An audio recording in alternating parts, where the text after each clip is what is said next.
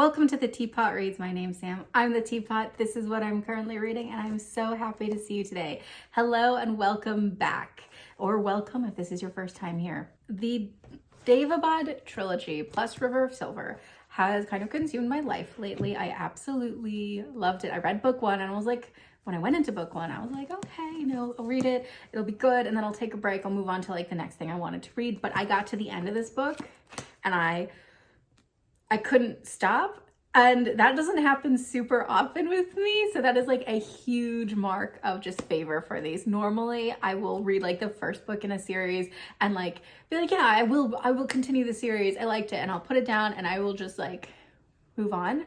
And then probably go a couple years and be like, wow, I forgot all the details. I need to reread that now. No, not with City of Brass. The ending of this book had me so just invested and in love, and like I needed to know what happened next. So I read the rest of the trilogy and was really lucky. I got an arc of River of Silver, which it has been out in ebook form, but I have the physical copy, so I got to read that as well. So I have read the entire Daevabad series and I love it. It's amazing. It will forever have a place on my shelf. And I wanted to talk to you guys about it because I need to share the love. And I feel like I didn't think this series was slept on until I actually read it and then was looking for content, like fan content, and just even other people like talking about it and reviewing it, or making TikTok like aesthetic videos. And like there are some out there. It's definitely not an unknown series, but it's definitely more slept on than it should be. Like, what is going on, guys? This should be like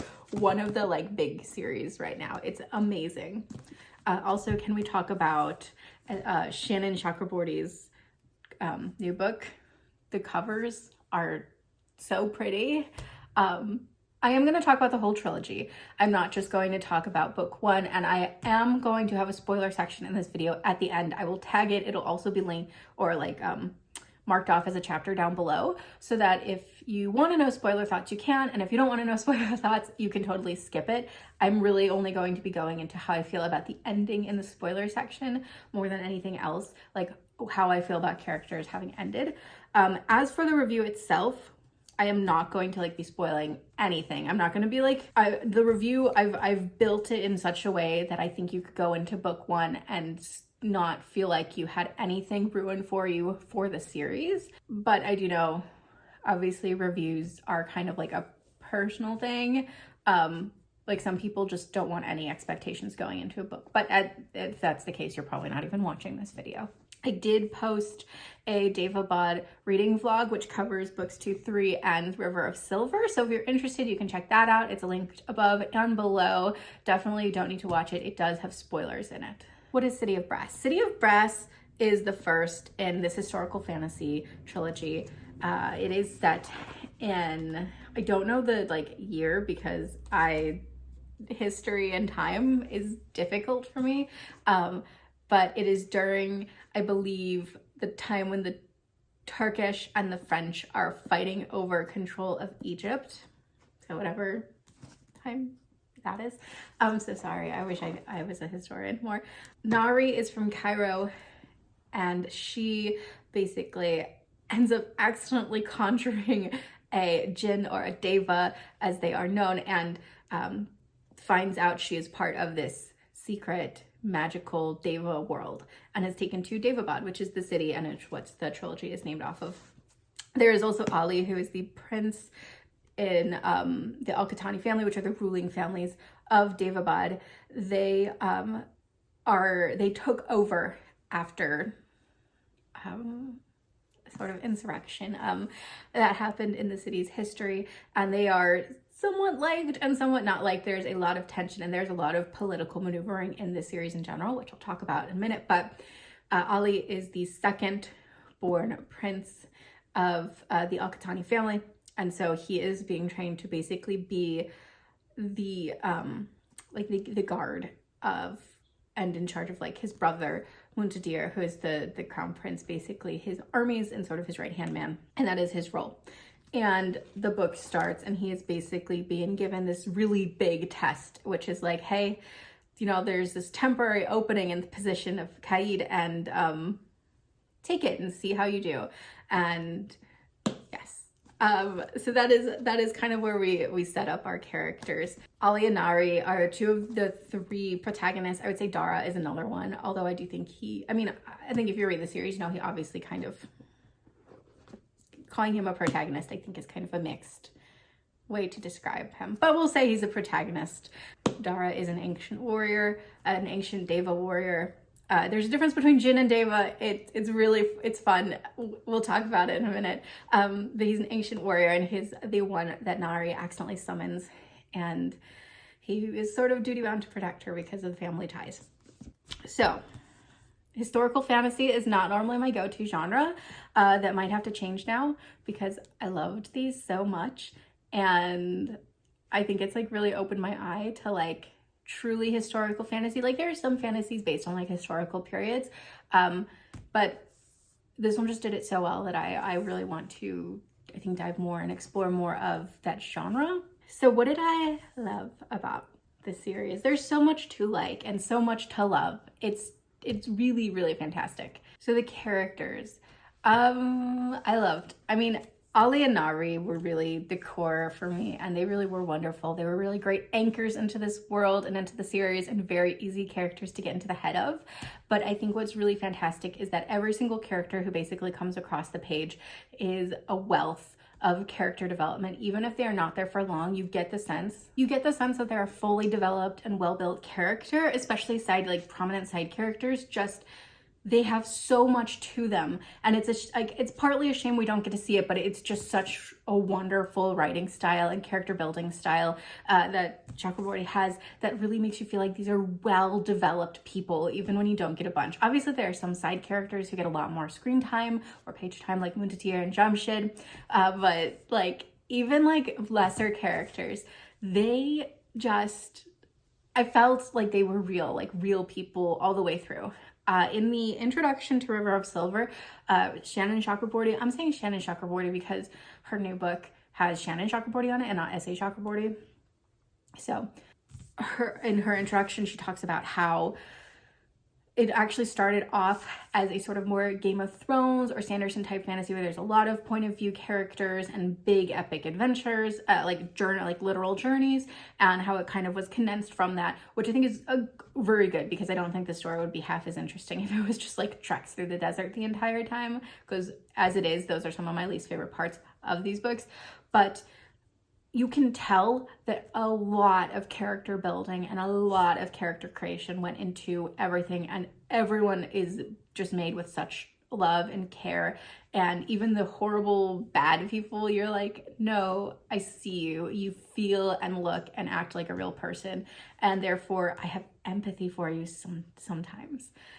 In general, the characters are super in that gray zone. Everyone has really different motivations, and sometimes they clash and sometimes they meet, and it really it puts the interactions and the like good versus bad type characters on a very different level. It also really allows us as the reader to have one opinion of a character when they're introduced. If they're introduced, say, from like Ollie's point of view, you have one specific sort of idea of this character, and then like if Nari sees him or her, you have a very different sometimes perspective of the same character from Nari's point of view. So the reader is really left up to build their own thoughts and likes, and like whether they trust a character from the character's actions. And I think it's just really done wonderfully. And not to compare this series too much to Game of Thrones, but I do think it has a lot in common with how George R.R. Martin writes characters and writes morally gray characters. And I loved that. I thought it was really good. You know, it's very difficult to make people seem realistic in the like complicated motivation way. I feel like I did not explain that correctly. It basically taps into that same vein of people have reasons for everything they do, and making the reader understand those motivations enough to be like, I see why you did that, and maybe even empathize with them, even if they're doing something horrible, while also empathizing with characters who don't like them and who disagree with their actions. It's just a really good job. Characters are just like on point 100%. I loved them. I thought they were great. And in that same vein, when characters died, character deaths when they came around, which happen it landed like every single time. No one felt like a prop. No one felt like they were being created and written to just be axed later on. Everyone felt like they had potential to keep going, and if they had been living, they would have still had a story to tell. They would have still had lives to live.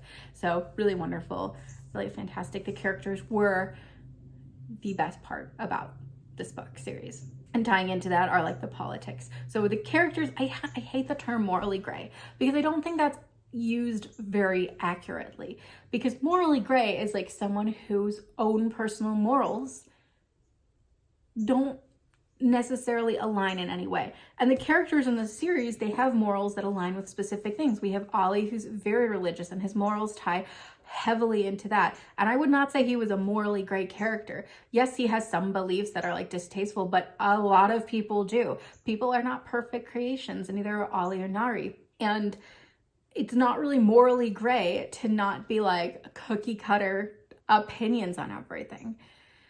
So they're just like complicated morals to pretty much all of the characters. Because of that, it allows the politics of these books to be very intricate. And again, this is hopefully the last time I compare it to Game of Thrones. I am wearing a Mother of Dragons sweater because I'm in like full House of the Dragon, just like enthusiasm like right now.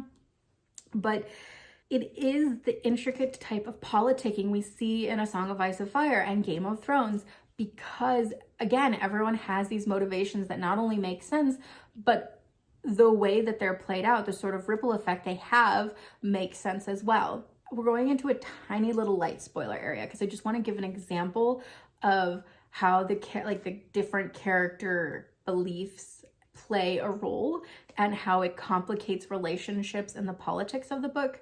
It's only light spoilers because if you don't want to know anything, don't watch. Like this, it won't ruin anything. It actually, I think, might kind of help explain, because there were a couple of times where I had to stop the book and like write out, be like, who thinks what about what group? Because there are a lot of groups. There are the 6 Jinn tribes, plus within the Jinn tribes, there are like family dynamics, and there are sort of responsibilities and dynamics based on people's positions in society. So I personally would have probably found it helpful if someone had like explained this right off the bat. But if you don't want that, if you want to just kind of be world built as you're reading, skip ahead to this timestamp. Otherwise, here's the example I'm going to use, and I wrote it down. I'm going to be reading off my notes for this part. So we have Nari, who, when she's introduced, she is a Shafit, which means that she is half Jinn, or in this case, half Deva, because Deva is a tribe of the Jinn, even though at some point in their history, all the Jinn were called Deva. Like the race is called Deva sometimes, but now it's Jinn.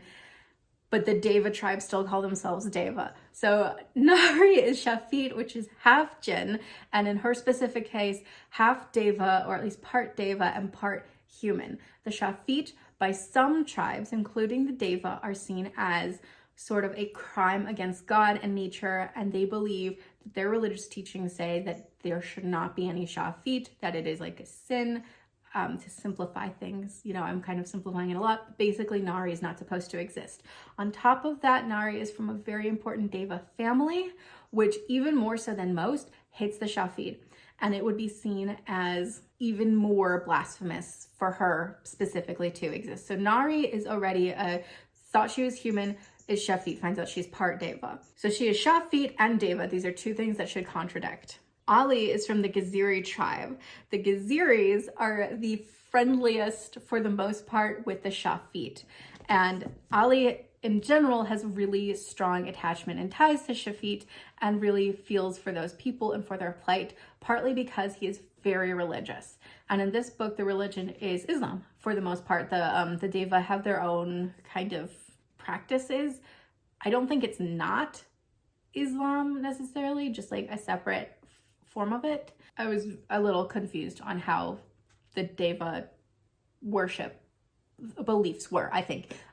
They're called fire worshippers. They have like fires they keep lit. That's not important to this. So Ali is Katani. He is super religious. He is super into helping the Shafit, which isn't necessarily a bad thing, but he is a full-blooded like Jinn, and he is one of the princes to the kingdom. And so his father is known for having given the Shafit a lot of help, but also cannot directly confront a lot of those problems in concern of alienating other subjects of his. So Ali is kind of split in the middle there because he doesn't want to get his, like, he can't do much because of his family, but he wants to do a lot. Ali is also, so he's Gaziri, but he is also, because his mother is from another tribe, and I am probably gonna mispronounce it, the Aonli, I think is how it's pronounced. His mother's from the Aonli, which are sort of, they're sort of seen as a little strange. They're seen as a little strange, and in particular, the Aonli are like the really wealthy tribe. They live by the water. They are often called crocodiles as kind of a slur. Fun fact, there are like a lot of like slurs, like fantasy slurs, I guess, in this book that sounds a little more serious than it is, but like the Aonli are called crocodiles. The Katani are called sandflies.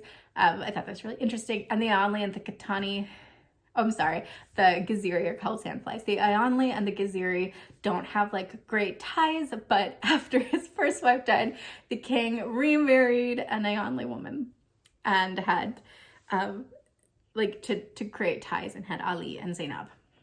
So Ali is like torn like in three different like influences into his character, some of which are warring, and he himself has a really hard sort of struggle with the two sides of his family, just like internally, like who is he? He wants to be Gaziri, but he is Aonli, like he can't ignore that, and he looks Aonli, which is really important actually. Now so the other thing like between these two that kind of adds to like tension and like character dynamic is the Katani family overthrew the Deva family that was in charge of Daevabad and the Jinn forever. They, from the beginning of the Jinn being in tribes like this after Suleiman to the Katani takeover, it was this one Deva family, and the Gaziris, they took over and they put the Katanis in charge. And so even though Nari is Shafit, which you would assume like Ali would be like friendly towards, she is Deva. And so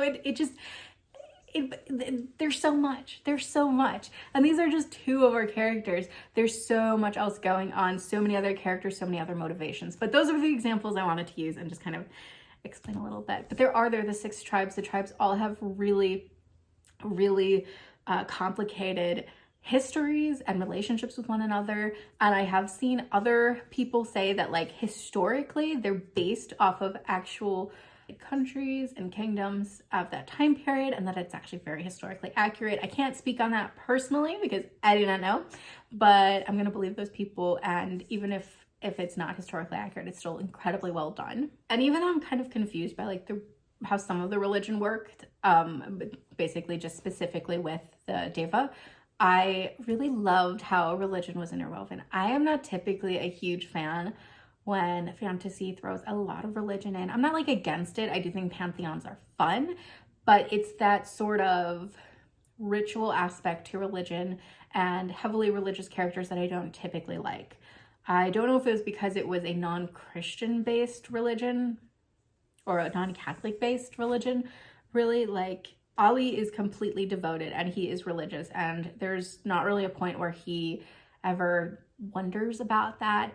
Like he is a teacher to other, like he is super religious, and I typically hate that. I think because of just like my own personal experience with religion in my life. But maybe it's because it was Islam. Maybe it's because the way it's depicted is so, it doesn't overwhelm the story. You're never at any point like, this is a religious tale.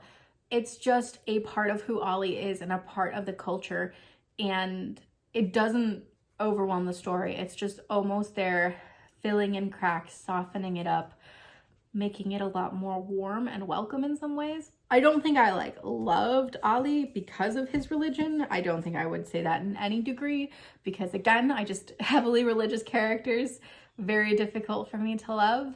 But I didn't feel at any point like it was a detractor from his character or from the book to have it so deeply tied. I do wish the Deva portion of it was explained a little more, although that could just be a cultural thing. Maybe I'm just not getting it. I don't know. As for the plot, like the actual substance of these books, these are chunkers, right? Is the plot any good?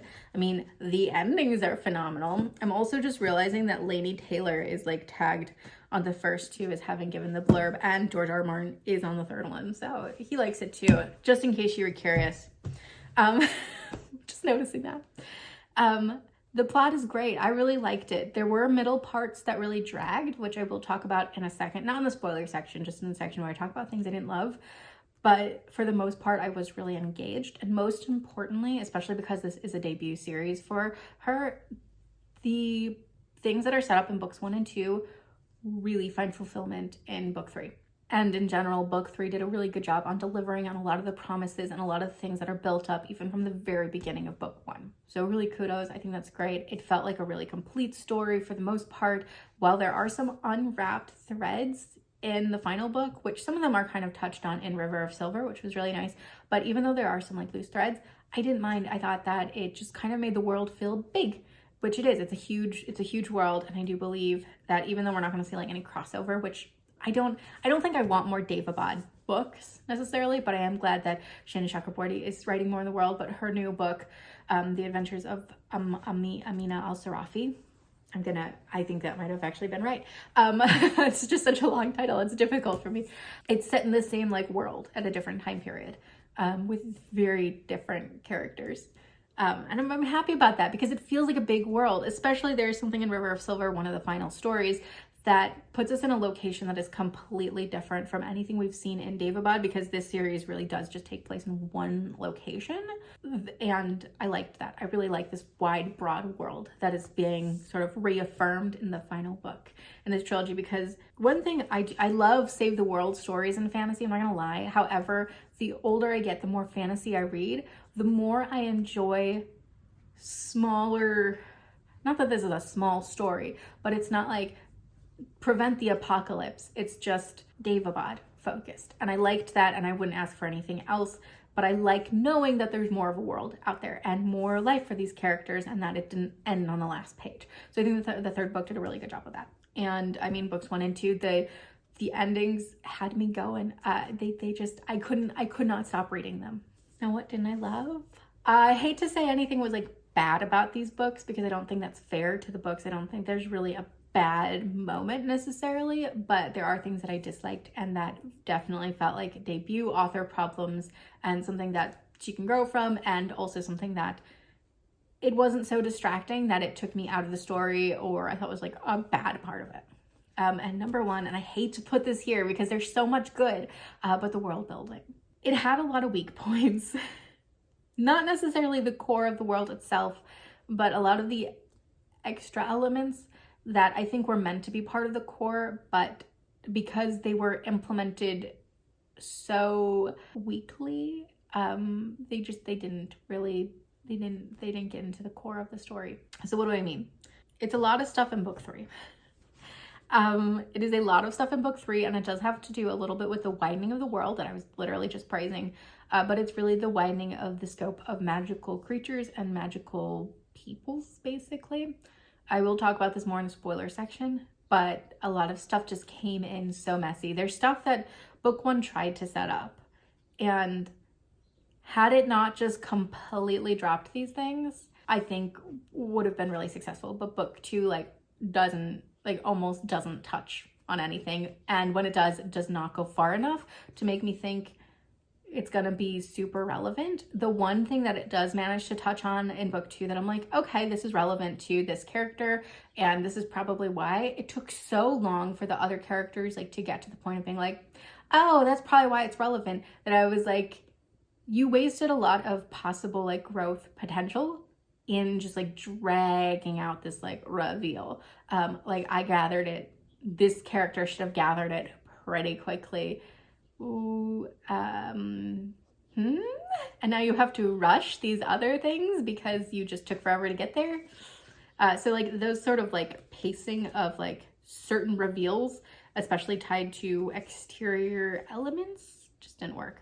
I also, this is a weak point throughout, I don't like, I understand how the magic works, but I don't understand how the magic works.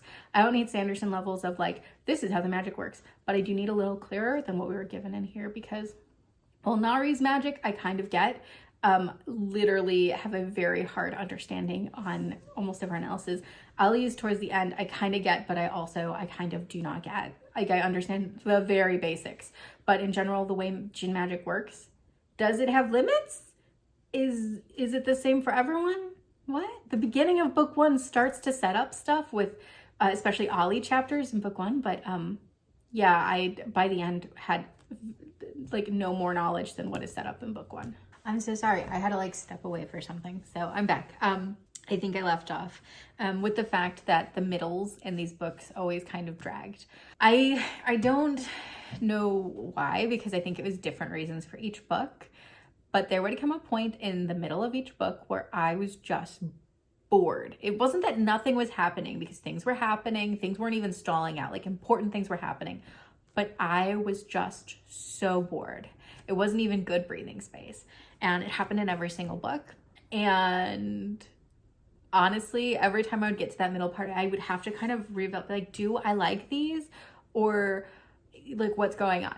And the middle parts did not necessarily like last forever, because there was so much to happen in these books, but they lasted long enough that that reevaluation always had to kind of take place.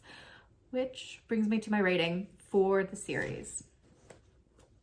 4.5 stars. Strongly recommend. It's really that middle point that made me go, can't be 5, because I'm just fucking bored. I think Chakraborty's further books will be better. These definitely have the feel of a debut author, which is not a bad thing, and I don't want it to sound like a bad thing at all, but it is a fact. They feel like a debut author has written them. And I just know that even from where the writing is in book 1 to where it ends in book 3, she's going places. I'm so excited to be a fan. She's an instant buy author for me now, and I will be pre-ordering both editions. If there are more editions of her new book, I will pre-order those as well, but I'll at least be pre-ordering those 2 editions, the UK and the US. Now, River of Silver Thoughts. This isn't spoilers either. I just kind of wanted to tack it on to the end, because I feel like it sort of is tacked on to the end of the series. You do not have to read River of Silver if you do not want to.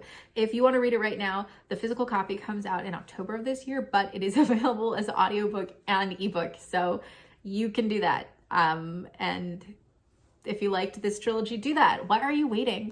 It's great. It's great. It's fun to revisit. You don't need to read it though. It's not integral to the story. I think the most important chapters, if we're going to say it that way, are the last 2. There's one that's an alternative epilogue or final chapter to Empire of Gold, which in a lot of editions actually comes with it. Like this one, I am pretty sure, yeah, the UK paperback has it. So really, if you already have a copy with it, you don't need another copy. Unless you want the rest of them, right? Really the only one that would be hinging on is the final chapter, which takes place after the trilogy is complete. And I really liked it, but wish it had gone further, because it felt so tiny. They aren't really short stories, okay?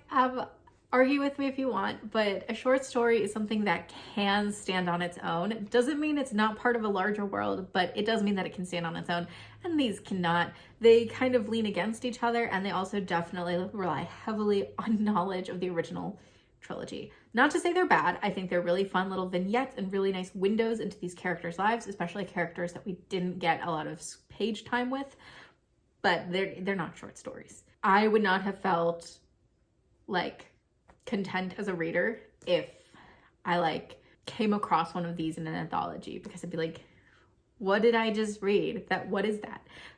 That's not like a bad thing. I just think calling it like short stories necessarily is not fair to it. They're shorts, but they're not, like, they don't really stand on their own. My favorite chapters were Jamshid's. We were really blessed to have some Jamshid chapters in here. I love Muntadir too, okay? And I love Zainab, but the Jamshid chapters. We're so happy. We're so lucky. She condescended to write those for us, you know? I gave it 4 stars, I think. It's fine. It's fun. It's a nice little addition. Definitely not necessary. If you felt complete at the end of the trilogy and you don't want to pick it up, you don't have to pick it up. You're really not missing anything super vital. Spoilers! Okay. The big problem I had that I was alluding to in the non-spoiler section are the Married and the Perry. They're just kind of there. Doing what? I mean, things, but the Perry like disappear for the majority of the story and then they come back in like the final hour. What? Did not work for me. Was not a fan. I also had a very similar problem with the Married. I get it. Ali is part married. They're supposed to be like big scary.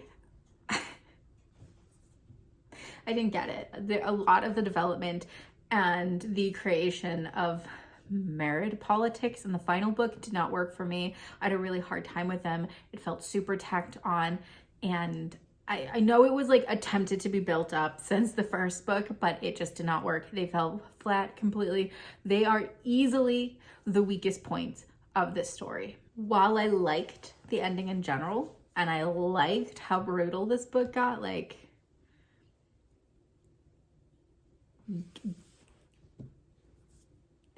so brutal. There were some moments, and books 1 and 2 are not brutal, but when Jamshid's father is like torn apart by a mob, holy fuck, you know, was not expecting that. I was living for it. I am a grimdark girly at heart, and oh my god, just so much brutality and like horrible things, and like everything that I am blanking on her name. Everything that like Manisa does in book 3. Oh my god. I was kind of like, I hate her. I don't support her, but I was kind of living for how violent this series got, partly because it got me emotional was not expecting that. And I love the ending. I really like where all the characters end, especially Dara. I like that he doesn't really get redeemed, but also has to suffer or not necessarily suffer, but pay for the consequences of his actions as best he can, which is literally going to be him trying to make the world a better place. I liked that. I think that was really important. I think that is something that a lot of like villainous characters or like anti-hero type characters just don't get. They do horrible things and then they die. No, that's not okay. Dara has a lot to try to make up for, and will he ever be able to? Probably not. Maybe if he lives long enough. That's not the point of it. The point is that he is, you know, being a decent and good person and trying to do something decent and good because he's realized and he's learning and he's trying. And I don't call that a redemption arc, but I do really appreciate it. And it made me really like Dara a little bit more because book 1 near the end, I was just not sold on him. I was like, fuck you, Dara. Fuck you, Dara. If you watched my vlog, you know that I was like convinced that Dara and Nari are going to end up together. And I was like, how can this be? I hate this couple. This is horrible. Like, she needs to end up with Ali because he's nice to her and he lets her choose things that they communicate. And then obviously they end up together. And it was really solid. Which River of Silver, the epilogue does have to do with that relationship, which was, or not the epilogue, but the final chapter does have to do with that relationship, and it made my heart real happy. Okay, I will say I appreciated it. Again, just wish it went a little further into the future. However, the ending part that I don't like was the fact that Nari lifted the city like up.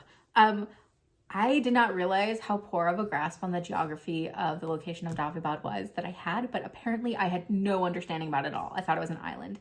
It's actually a mountain range? And there's just a lake.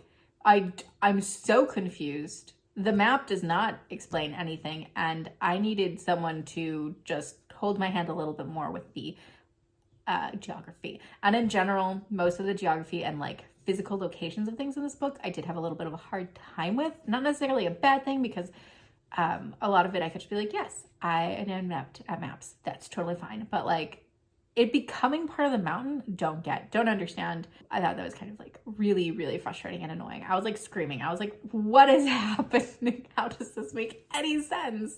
I'm sorry the spoiler section doesn't have more to it, but really, Like, there was just so much I liked that it was like everything. I would be like, I could sit here and tell you I liked the fact that like Muntatir lost his eye, not because he lost it, but because it was brutal and it made a lot of sense and it made me like really appreciate the character in a new way. I liked his whole arc in the final book. I liked everyone's arcs in the final book. I really liked. Nyza was fucking insane. I hated her. I wanted to like her for some moments, but I hated her. And I liked that even though she was a really detestable character, she was not necessary character that lacked any empathy from the reader and from other characters. I liked that Nari ended up being Shafit. I think that's one of my favorite parts of it.